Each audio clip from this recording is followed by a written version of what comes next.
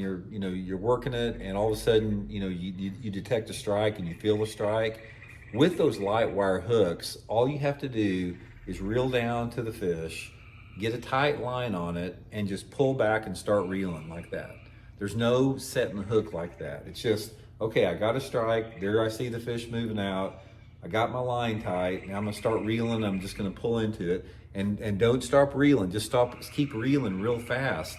And as you're reeling fast, it'll keep penetrating that wire hook into that fish's mouth. And don't stop reeling fast until the fish maybe turns directions on you. Then maybe you have to free spool the line and let the fish take some line out there. Now, as you get into larger hook diameters, let's say for example, now we're throwing, say we've got a 3/0 hook and we're Texas rigging an 8-inch plastic worm, something like that, and we're casting out on a deep main lake point.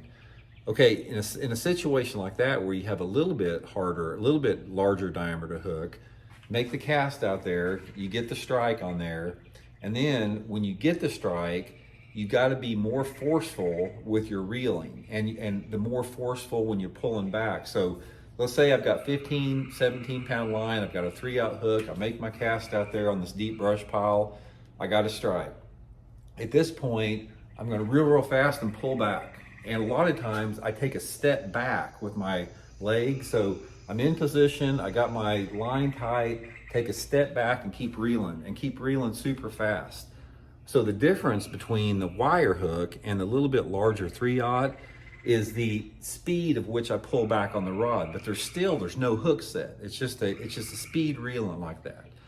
Now on the other end of the spectrum, if you're flipping and pitching thick cover and you got a big jig, say you got a 3/4 ounce jig, or you got a big punching weight or something like that, and you make that flip in there into that into your cover that you're fishing, in that situation, when you get that strike, boom, you see a line tick, tighten up on it, and then you set the hook like that.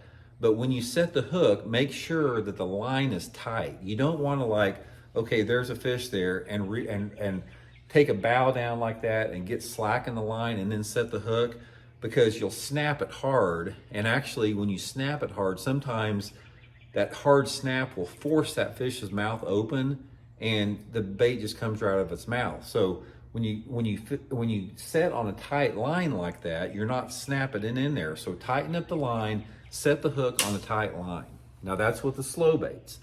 Now with the reaction baits, it's a little bit different, because the reaction baits, again, it depends on the hook diameter, hook size.